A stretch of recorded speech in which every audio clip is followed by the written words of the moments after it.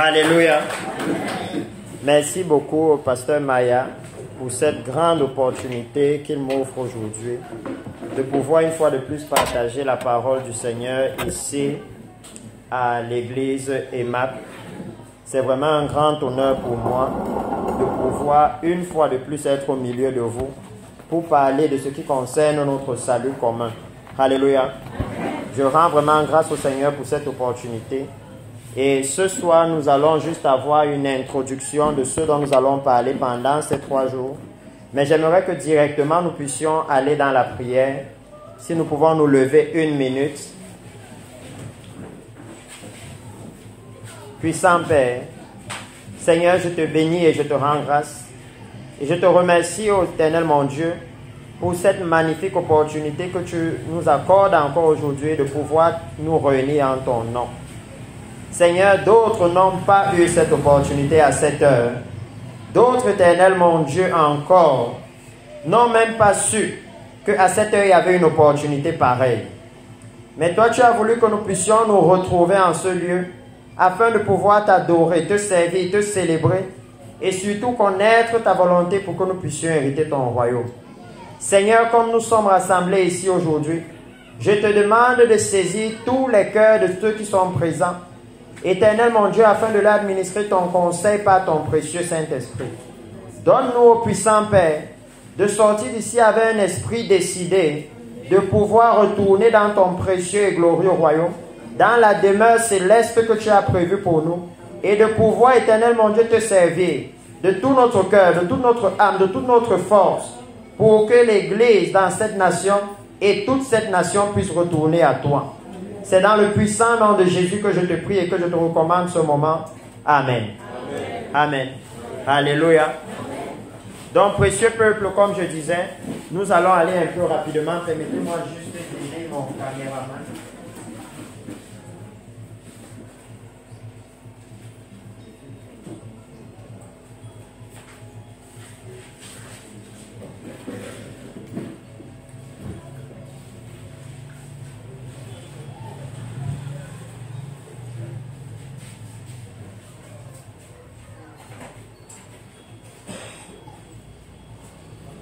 Alléluia.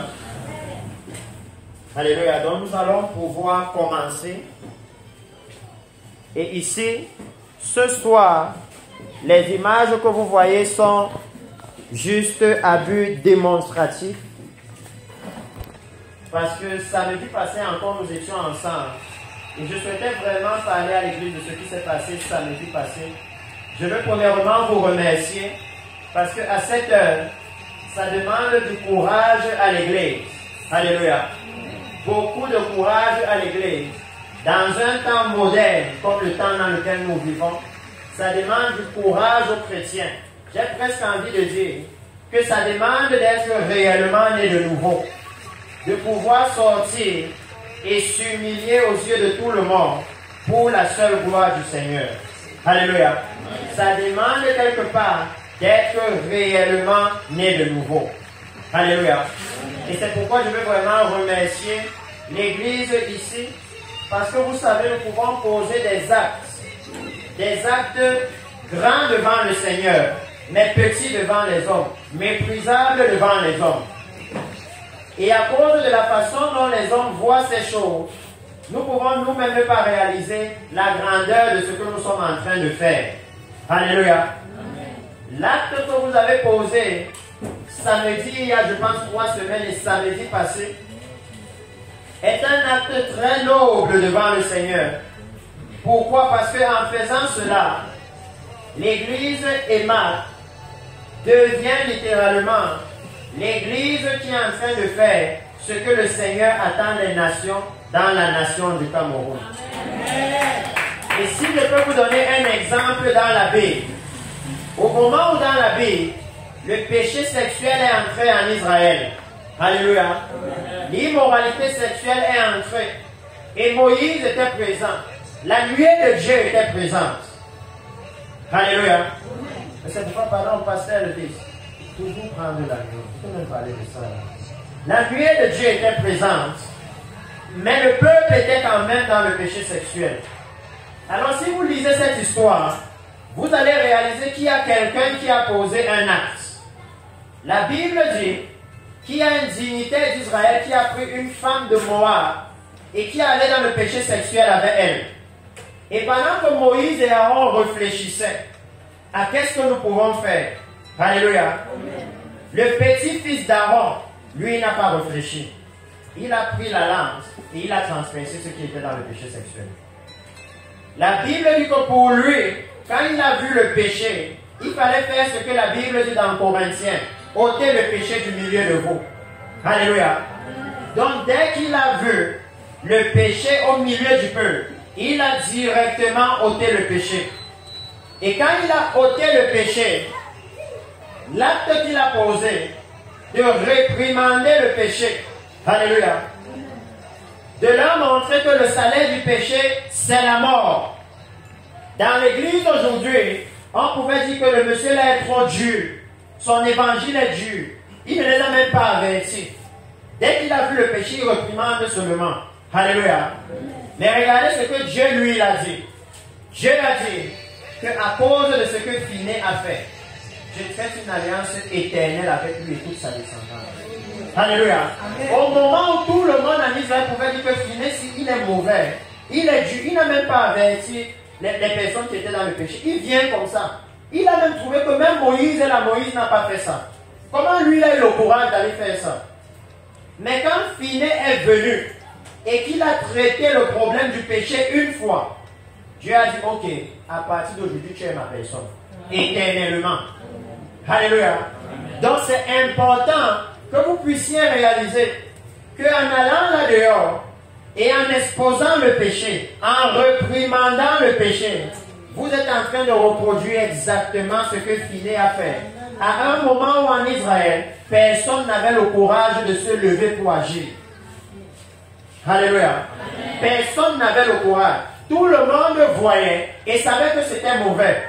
Mais personne n'avait le courage de se lever. Alléluia.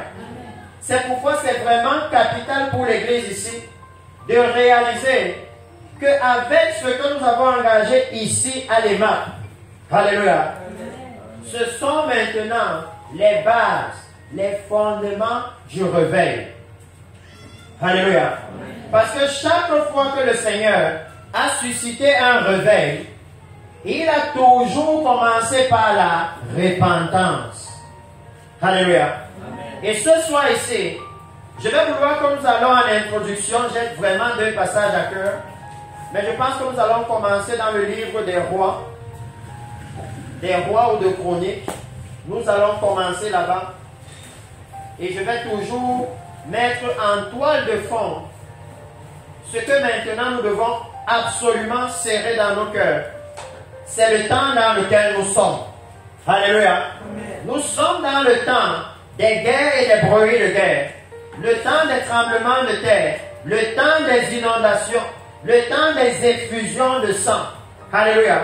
Nous sommes dans ce temps que le Seigneur Jésus a décrit comme un temps de ténèbres. Et je vais prendre le temps, je pense, avec l'Église, d'entrer là-dedans. Commençons, pardon, dans Matthieu chapitre 25, afin que je donne ça comme il faut. Matthieu chapitre 25. Et nous allons voir qu'est-ce que le Seigneur est en train de dire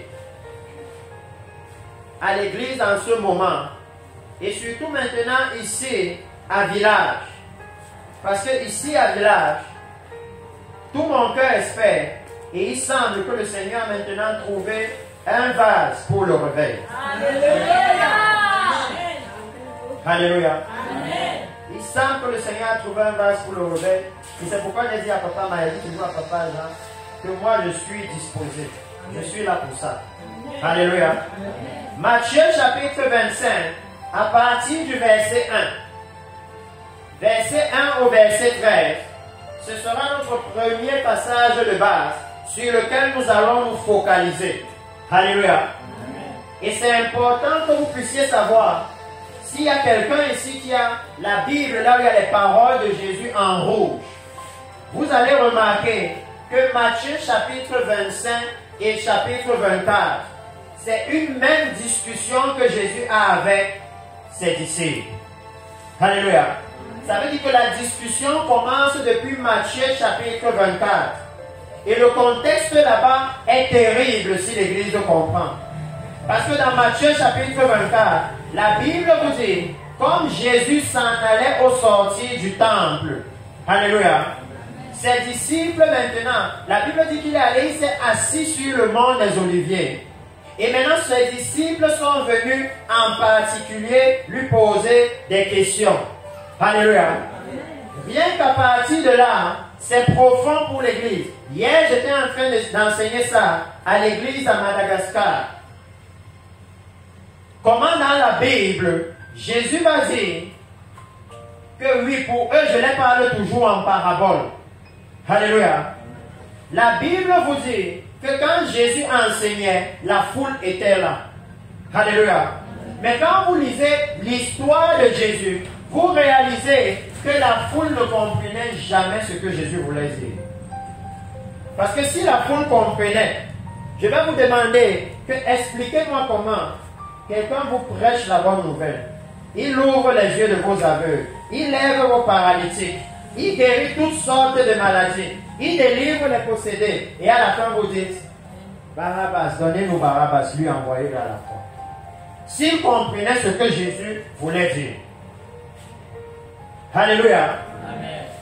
S'ils comprenaient comment est-ce qu'à la dernière minute, ils vont dire non, on veut Barabbas, Jésus envoyé-le à la croix. Et hier, j'étais en train de leur expliquer que selon la Bible, il y a des personnes à qui Jésus dit que pour vous, il vous a été donné de connaître les mystères du royaume des cieux. Mais que pour le reste, dans d'autres versions de la Bible, il dit pour ceux qui sont dehors, alléluia, tout se passe en parabole. Ça veut dire que ce n'est pas que les choses ne se passent pas, elles se passent. Mais regardez, je vais vous donner l'exemple aujourd'hui, le temps dans lequel nous sommes. Il y a les guerres, les bruits de guerre, les tremblements de terre. Selon Jésus, c'est le moment de se préparer pour la venue du Messie. Et selon 90%, voire peut-être même 99% de l'église à village, c'est le moment d'aller au Canada, d'aller aux États-Unis, d'aller en Chine. Ça veut dire que le royaume de Dieu, les paroles du royaume de Dieu s'accomplissent devant eux, mais ils ne comprennent rien. Pour 99% de l'église, c'est le moment de vendre l'huile, l'eau. En fait, on profite même de ces événements. Quand il y a Boko Haram, on dit non, il te faut la double portion si tu es au nord. Quand il y a le Covid, vous voyez même sur Facebook, on vend les masques où il y a 15 000. Alors que le Seigneur, lui, est en train de dire que quand vous voyez ça, préparez-vous pour le royaume des cieux. Vous voyez deux compréhensions différentes dans l'église du Seigneur. Pareillement, quand Jésus était là, il y avait deux compréhensions différentes en Israël, pas hors d'Israël, en Israël. Alléluia. Et c'est pourquoi c'est très capital pour l'église maintenant. Parce que hier, j'enseignais à Madagascar que assurez-vous que quand Jésus dit pour ceux du dehors, tout se passe en parabole, ça veut dire que vous devez chercher à savoir comment je fais pour être dedans. Parce qu'il dit que c'est ceux qui sont dedans qui comprennent. Donc je dois regarder la Bible et m'assurer que je suis dedans. Alléluia. Parce que la foule suivait Jésus. La foule suivait Jésus partout. Mais en réalité, il n'était pas avec Jésus. Jésus leur disait, vous me suivez parce que vous avez mangé le pain. Alléluia. Amen. Le message de Jésus, ça n'entrait pas dans leur cœur. C'est pourquoi vraiment, je prie que le Seigneur puisse disposer tous les cœurs ici. Parce que maintenant, nous allons commencer à aller dans la profondeur pour comprendre réellement de quoi est-ce que nous parlons depuis concernant la venue du Messie. Et vous voyez là-bas dans Matthieu chapitre 24, je mets juste le décor pour qu'on entre dans Matthieu chapitre 25, pour que vous voyez dans quel contexte Jésus leur parle. Alléluia. Maintenant que Jésus a quitté le temple, alléluia, la maison du Seigneur, et je veux que vous ayez une grande image. La Bible, c'est un livre qui s'explique de lui-même. Vous n'avez pas besoin d'acheter le livre de tel ou tel ou tel pour comprendre la Bible. Vous avez besoin du Saint-Esprit pour comprendre la Bible. Littéralement, vous pouvez comprendre que quand Jésus parle de ceux du dehors, l'une des caractéristiques, c'est que c'est ceux qui n'ont pas l'esprit. Alléluia. L'une des caractéristiques, c'est ça. Parce que vous voyez ici, Jésus quitte le temple. Et quand Jésus quitte le temple, il va s'asseoir sur la montagne des Oliviers. Et avant que Jésus pose cet acte, il a déjà annoncé le jugement qui va arriver et comment le temple sera détruit. Jusqu'aujourd'hui, le temple est détruit. Alléluia. Au point où là où le temple est détruit, il y a l'une des plus grandes mosquées musulmanes là-bas. Ça, c'est la preuve que Israël a été. C'est dans la Bible ce qui arrive à Israël même aujourd'hui. Quand Dieu disait que si vous me rejetez, je vais vous envoyer en captivité, je vais laisser un autre Dieu être sur vous. Et vous allez voir comment l'adorer est difficile. Et en Israël, régulièrement, ils se bagarrent pour cette position-là, le monde du temple. Régulièrement. Donc il dit que c'était pareil maintenant que ce que le Seigneur a fait dans le livre d'Ézéchiel. Si vous connaissez le livre d'Ézéchiel, au chapitre 10, la Bible va dire qu'à cause des abominations dans le temple, la gloire de Dieu va quitter le temple et va aller rester sur la montagne. Alléluia. C'est la même chose. Et j'utilise ça pourquoi? Parce qu'il y a de très grands avertissements dans la Bible qu'en tant que chrétiens nous devons savoir. Alléluia. Que la Bible nous dit que le salut que nous avons a des garde-fous. Il y a des choses qu'en tant que chrétiens, nous ne pouvons pas faire. Sinon, le Seigneur nous abandonne. Alléluia. Même nous ici, nous avons les amis au quartier. Mais il y a des choses que quand il fait, tu ne marches plus avec. Alléluia. Il y a des choses que s'il fait ça, toi tu n'es plus son ami. Parce que tu sais que toi-même, ça peut t'amener les problèmes. Alléluia. C'est pareil dans la Bible. Mais lorsque Jésus quitte dans ce lieu, lorsque le Seigneur Jésus décide maintenant d'aller sur le mont des Oliviers, à partir de la Bible, on lui posait la question, quel est le signe de ton avènement et le signe de la fin des temps? Et Jésus va commencer à leur répondre en leur décrivant les événements que nous voyons maintenant. Les nombreux événements, jusqu'à leur décrire même le temps que nous vivons, où il y a l'inflation. Parce que ça, c'est un moment d'enseignement. Ce que vous voyez dans le livre de Matthieu chapitre 24 à 25, le livre de Marc chapitre 13 et Luc chapitre 21, et aussi une partie de Luc chapitre 17, c'est la même chose que vous trouvez dans le livre d'Apocalypse. Alléluia. C'est la même chose. En fait, qu'est-ce qui se passe dans le livre d'Apocalypse? Dans le livre d'Apocalypse, s'il y a une première révélation que vous devez avoir, c'est que tout ce qui se passe sur la face de la terre maintenant, alléluia, vient directement du trône de Dieu. C'est dans nos Bibles. Il dit, Apocalypse chapitre 4, une porte s'est ouverte dans le ciel et je fus ravi en esprit. Alléluia. Et il vous montre qu'au ciel, l'élément central, c'est le trône de Dieu. Parce que quand il vous décrit le ciel, je ne veux pas là-bas, c'est tout un tas d'enseignements. Quand il vous décrit le ciel, comme je vais dire à, je ne sais pas, mes soeurs, mes filles ici qui font la louange, que l'un des livres qui parle le plus de l'adoration, c'est le livre d'Apocalypse. Et le livre d'Apocalypse dit que quand vous adorez, vous êtes autour du trône de Dieu. Vous êtes là-haut, selon la Bible, c'est l'endroit le plus effroyable où être. Et parce que beaucoup de chrétiens ne savent pas. C'est peut-être pour ça que beaucoup de chantres deviennent facilement les apostates. Parce que la crainte de Dieu a disparu. Et les chrétiens ne savent plus qu'il y a les endroits où quand je me tiens, il y a des choses que je ne peux pas faire. Parce que dans l'Ancien Testament, quand tu entrais dans le lieu très saint, il y a des choses que tu ne pouvais pas faire. Exemple, tu ne pouvais pas être incrédule. Parce qu'on voit les chantres aujourd'hui qui sont incrédules.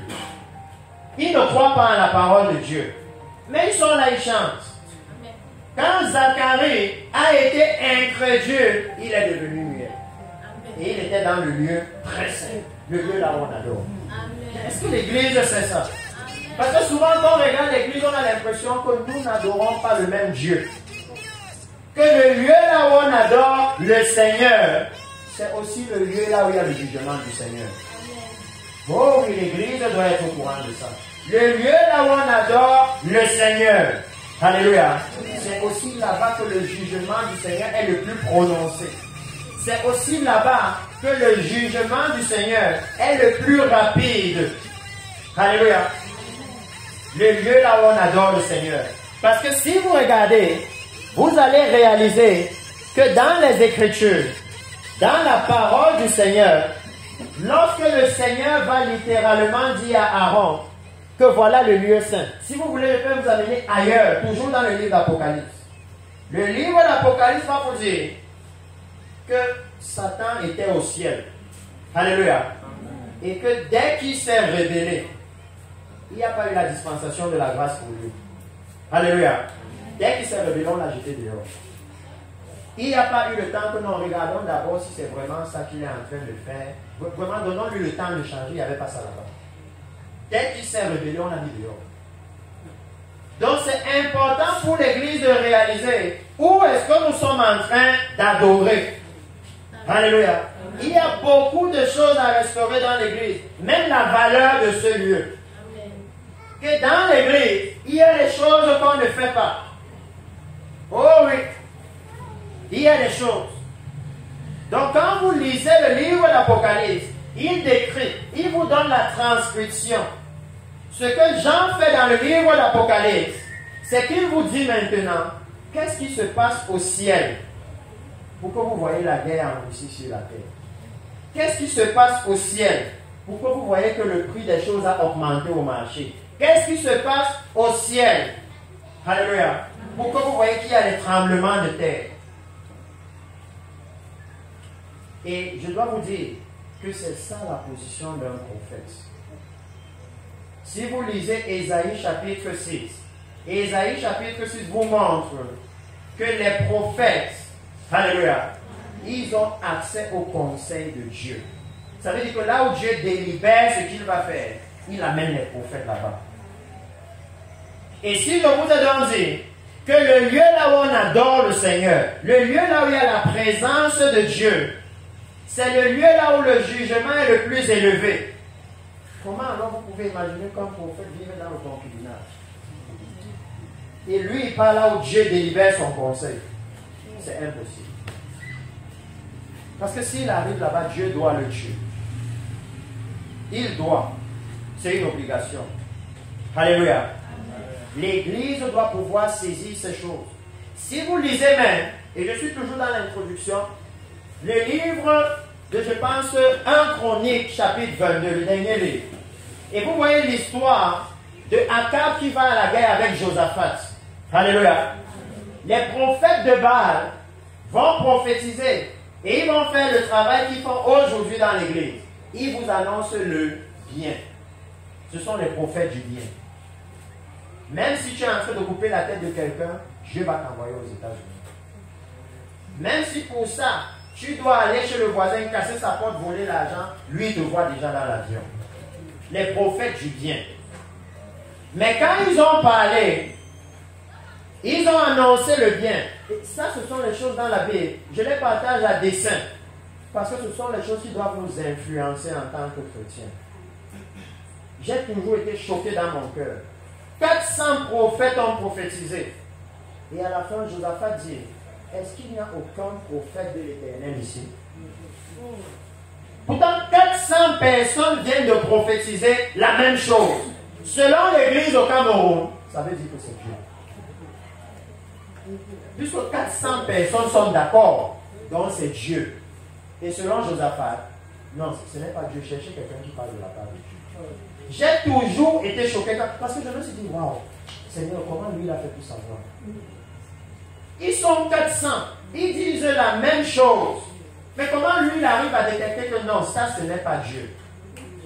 Pourquoi je parle de ça? Parce que c'est là que l'Église d'aujourd'hui est tombée. L'Église d'aujourd'hui a échoué à être comme Josaphat. Et quand vous regardez les caractéristiques de Josaphat, Josaphat, roi de Juda, chez lui il avait fait purifier le temple. Son témoignage, c'était que c'était quelqu'un qui craignait Dieu comme son père David. Alléluia. Donc vous pouvez commencer à comprendre que le discernement spirituel de Josaphat était aiguisé. Josaphat savait quelque chose dont nous devons parler ici ce soir. Alléluia. Il savait quelque chose dont nous devons parler ici ce soir. Alléluia. Josaphat savait que si vous prenez toute la Bible, alléluia, Deux prophètes ne prophétisent jamais au même moment pour la même chose. Ça n'existe pas dans la Bible. Ils ne prophétisent jamais au même moment pour vous dire la même chose. Non. Ça n'existe pas dans les Écritures. Ils savaient, ils connaissaient les principes de Dieu. Que Dieu, quand il nous a parlé dans Deutéronome, il n'a pas dit si je suscite 2 ou 3 prophètes au milieu de vous. Non, il dit si je suscite un prophète et qu'il fait comme ça. Que par rapport à ce qu'il a fait, il les envoie vague après vague. Vague après vague. Jamais tous au même moment comme ça. Alléluia. Amen. C'est la raison pour laquelle, quand le Seigneur Jésus lui-même vient, alléluia, Jean-Baptiste va vous dire qu'il faut que mon ministère finisse maintenant. Parce que lui et moi, on ne peut pas être nous deux en train d'annoncer la venue du Messie au même moment. Sinon, les gens vont aller vers qui? Le royaume de Dieu n'est pas divisé. C'est pourquoi il va dire aux autres que non, vous devez aller vers lui. Je vous ai dit que lui, il est plus grand, allez vers lui. Alléluia. Amen. Il y a des principes dans la Bible que l'Église a mis de côté. Et voilà pourquoi l'Église est remplie de faux prophètes. Regardez ce que Josaphat va faire. Il va dire chercher un prophète de l'Éternel. Et Akab va dire que non, il y a un prophète qui parle de la part de l'Éternel. Mais j'ai un problème avec lui. C'est qu'il ne m'annonce jamais le bien. Alléluia. Pourtant, c'était évident. Akab était dans le péché avec tout Israël. Akab avait fait ce que la grande partie des chrétiens aujourd'hui ont fait. Il est allé prendre une femme qui n'appartenait pas au peuple de Dieu. C'est ce que la grande partie de l'Église aujourd'hui fait.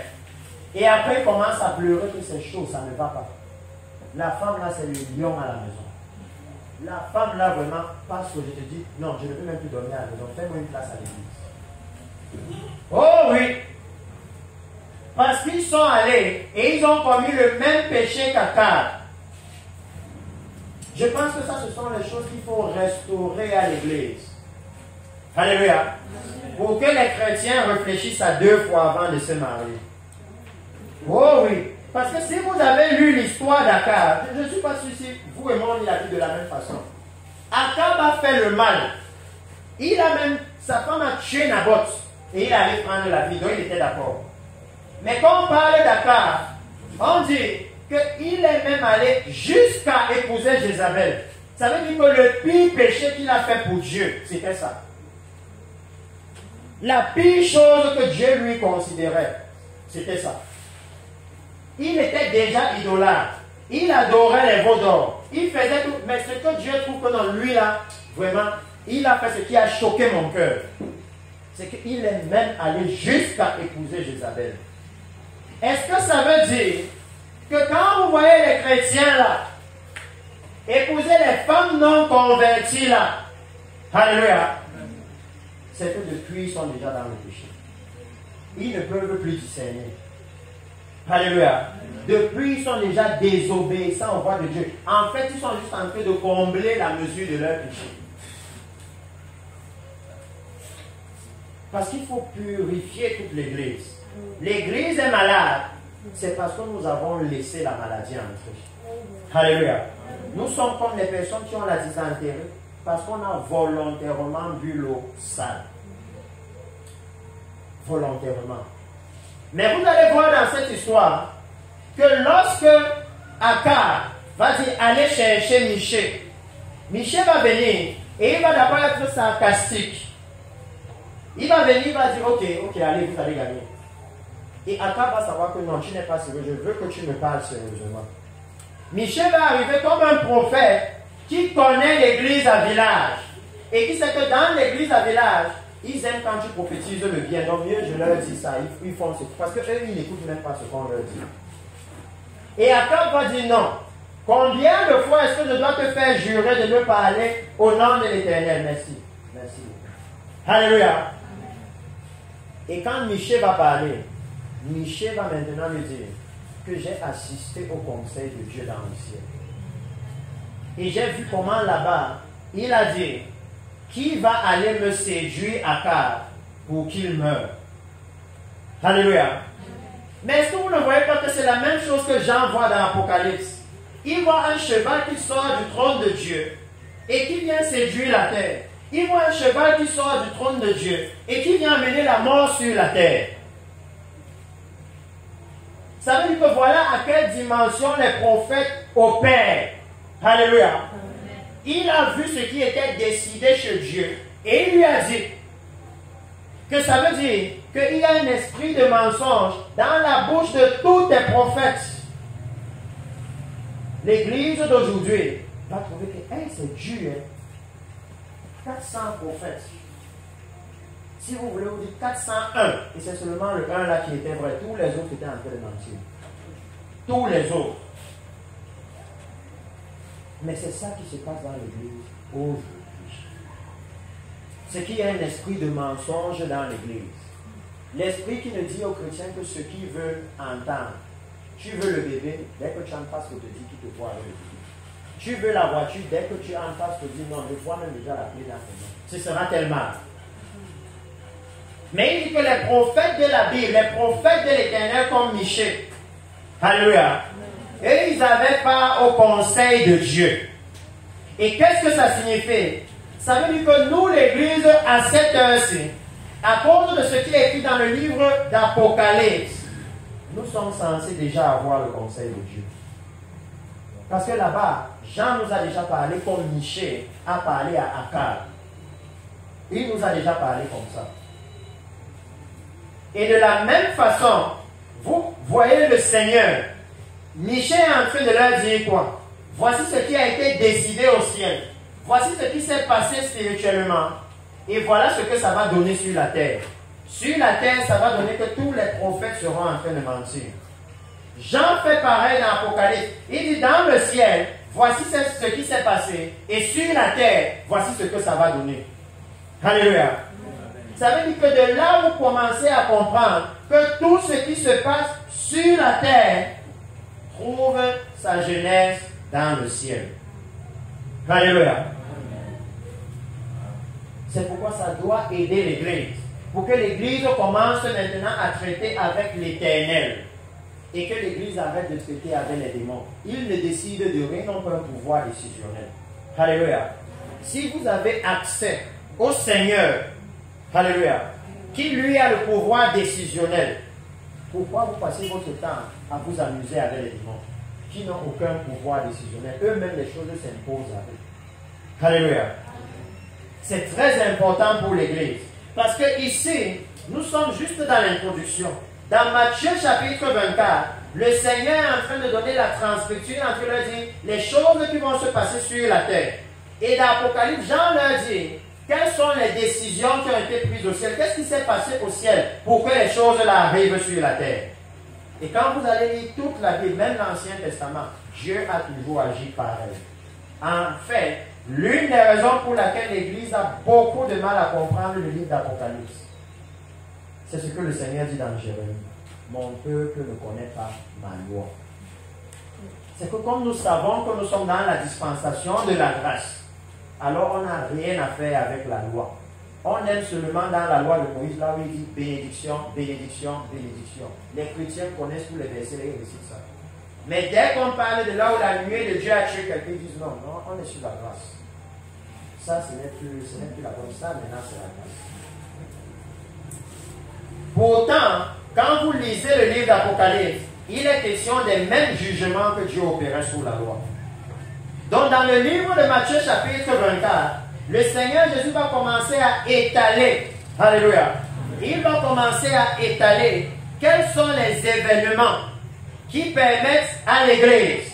Et souvenez-vous, le Seigneur Jésus est en train de parler aux apôtres, alléluia, à ceux qu'il a appelés, il leur a dit, maintenant je vous appelle mes amis, parce que vous savez tout ce que je fais. Ceux avec qui Jésus a dormi, ceux avec qui il mangeait, alléluia. Mais regardez ce qu'il va leur dire, comme première parole. Parce que ce soir ici, c'est important que nous commencions à voir, si nous pouvons réaliser que l'Église n'est pas dans la position où elle devrait être. Parce que Dieu, dans sa parole, il dit que nous devons aller de gloire en gloire. Alléluia. Mais si nous regardons la naissance de l'Église dans le livre de Actes, et comment l'Église était puissante, comment l'Église était influente en quelque temps, presque tout Jérusalem, même les sacrificateurs étaient en train de se convertir. Et qu'on voit comment l'Église est faible aujourd'hui, on peut comprendre que nous ne sommes pas allés de gloire en gloire. Alléluia. Nous sommes plutôt allés de décadence en décadence. Et c'est pourquoi c'est important ce soir de commencer par voir où est-ce que la pluie a commencé à frapper l'Église. Où est-ce que l'Église a glissé? Parce qu'à partir de là, nous pouvons revenir sur le bon chemin. Donc dans le livre de Matthieu chapitre 24, le Seigneur Jésus va leur dire, lorsqu'il va leur parler de l'état du temple, la Bible dit qu'ils vont comprendre qu'il leur parle de la fin des temps. Et ils vont dire, Matthieu chapitre 24, verset 3, chez moi il y a même les parties ABCD. Il dit, dis-nous quand cela arrivera-t-il et quel sera le signe de ton avènement et de la fin du monde. Alléluia. Et si vous lisez, vous allez voir Jésus dire, il ne restera pas pierre sur pierre, alléluia, qui ne soit détruite. Ça parle de l'Église. À cause de cette prophétie, c'est pourquoi vous voyez tellement de divisions dans l'Église. Toutes les pierres sont démembrées. Parce qu'il dit que c'est nous qui sommes les pierres qui formons le temple de Dieu. Mais Jésus l'a dit qu'il n'y aura plus de pierres qui soient ensemble. Tout ça sera séparé. Tout ça sera divisé. Le temple sera détruit. Et c'est la raison pour laquelle, lorsque j'ai amené la prophétie que nous avons amenée ici, vous avez entendu le Seigneur dire que ma tente est détruite. Alléluia. C'est l'état de la vie de l'Église que Jésus a dit lui-même dans sa parole. Alléluia. C'est l'état que lui-même il a décrit. Et quand il a décrit cela, les disciples ont compris que Jésus leur parlait d'un temps particulier. Et ils ont posé la question, dis-nous, quand cela arrivera-t-il et quel sera le signe de ton avènement et de la fin du monde? L'avènement de Jésus et la fin du monde, c'est deux événements différents. L'avènement de Jésus, c'est numéro 1, le couronnement de Jésus. C'est ça dont la Bible parle dans Apocalypse chapitre 19, à partir du verset 6. Le moment où dans la Bible dit, maintenant le Seigneur règne. Alléluia. Ça veut dire que le jour et l'avènement de Jésus est lié à votre entrée dans le royaume des cieux. Parce que la Bible dit que c'est le jour où vous entrez finalement dans le royaume des cieux que le ciel, c'est que le Seigneur règne. Alléluia. C'est lié. Ça veut dire que votre entrée dans le royaume des cieux, notre entrée dans le royaume des cieux, elle est importante, pas seulement pour nous. Alléluia. Le ciel attend ce jour-là. Ils attendent que si vous regardez dans le calendrier du ciel, on vous dit que ce jour-là, il y aura une célébration indescriptible. Alléluia. Ça veut dire qu'ils attendent cette célébration-là. Et ça veut dire que c'est important pour nous aussi de nous demander que est-ce que nous aussi, nous sommes en train d'attendre la célébration qu'il y aura dans le royaume des cieux. Alléluia. Parce que pour cette célébration, Jésus lui-même a dit, je m'en vais vous préparer une place. Ça veut dire que c'est le Seigneur lui-même qui allait préparer, alléluia, cette fête pour nous. C'est pourquoi la question pour nous est de savoir, maintenant que le Seigneur allait préparer cette fête pour nous, est-ce que nous aussi nous nous préparons pour aller à la fête? Alléluia. Est-ce que nous nous préparons pour aller à la fête? Parce que tout le monde sait que vous ne pouvez pas aller à une fête sale. Vous devez laver vos habits. Vous devez avoir une certaine apparence, un certain look. Alléluia. Et la Bible décrit tout ça. Mais je veux qu'on avance parce que le point central que nous allons voir ce soir, c'est ce que Jésus leur répond. Au verset 4, la Bible dit, Jésus leur répondit, prenez garde que personne ne vous séduise. Est-ce que l'église à village est au courant que Jésus a prophétisé, a annoncé la séduction qui va entrer dans l'église? Parce que je suis toujours choqué quand je vois les chrétiens. Il y a un prophète ici, je pars là-bas. Il y a un prophète ici, je pars là-bas. Il y a un prophète ici, je pars là-bas. Comment est-ce que les chrétiens peuvent vivre comme ça? Au moment où le Seigneur Jésus dit qu'il y aura la séduction. Comment c'est possible? Au moment où le Seigneur est en train de dire, prenez garde, ça veut dire qu'il est en train de dire quoi? La séduction sera là. Alléluia. C'est vous qui devez l'éviter. Et je bénis le Seigneur qu'on commence par là. Parce que je me souviens toujours qu'un jour où j'ai lu encore cette écriture, j'étais choqué. C'est comme si je n'avais jamais lu ça ce jour-là. Et ce que j'ai fait, c'est que je me suis mis à genoux. Et j'ai dit au Seigneur, que Seigneur, le problème c'est que moi je suis un homme, je vis dans la chair. Comment je fais pour même savoir si je suis ici? Parce que dans la Bible, dans Ézéchiel, ta gloire a quitté le temple. Alléluia. Amen. Et vous savez ce que les Israélites faisaient, les Juifs? Ils adoraient toujours comme si la gloire de Dieu était là. Donc ils ne savaient même pas que la gloire de Dieu n'est plus là. Ils n'étaient même pas au courant. Jusqu'à ce que Nebuchadnezzar vienne et rase le temple. Ils n'étaient pas au courant. Et souvent, quand vous regardez l'église, vous êtes choqués. Parce que dans l'église, vous trouvez les gens chanter, louer jusqu'à ils veulent pleurer. Mais la jupe est ici. Et vous vous dites, mais comment on fait ça? Mais sur le pupitre, on vend l'huile, on vend l'eau. Et vous vous dites, mais comment ils font ça? Est-ce qu'ils ne savent pas que selon la Bible, ça veut dire que Dieu n'est pas là? Dieu dit dans Ézéchiel que quand vous faites ce genre de choses, c'est pour me chasser. C'est pour que je ne reste pas avec vous. Donc ce passage m'a amené réellement à me poser cette question. Que Seigneur, comment moi je fais alors? Comment nous on est censé faire pour échapper à la séduction?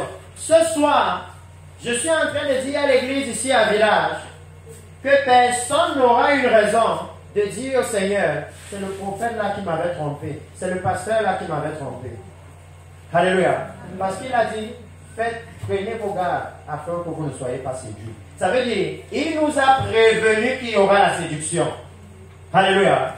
Et même ici à Village, quand on voit que le nombre de cambriolages a augmenté au quartier, même quand vous allez chez la voisine, vous fermez la porte à clé. Ça veut dire que vous prenez les précautions. Donc il n'y a aucune raison que l'Église, alléluia, ne prenne pas les précautions par rapport à son salut. S'ils entendent qu'il y a un prophète là-bas, ils partent. Il y a un prophète ici, ils partent. Il y a un apôtre là-bas, ils partent. Au moment où le Seigneur est en train de dire que faites attention. Parce que si vous lisez le reste, il va dire, il y aura les guerres, les bruits de guerre, les tremblements de terre. Ne soyez pas troublés. Alléluia. Amen. Que ces choses ne vous ébranlent pas. Mais quand il parle de la séduction, il dit non. Prenez garde.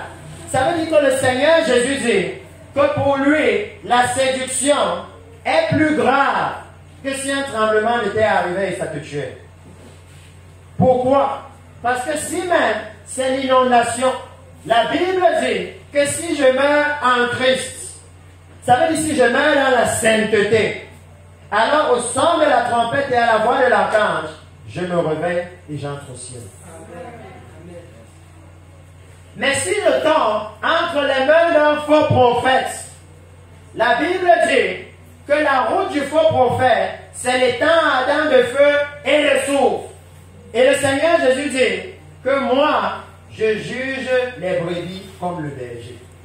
Donc si la route du faux prophète, c'est les temps ardents de feu et de soufre, les disciples du faux prophète vont naturellement aller là où leur maître va. Alléluia. Amen. Il faut que l'Église réalise la gravité. Le royaume de Dieu, c'est quelque chose de gravité.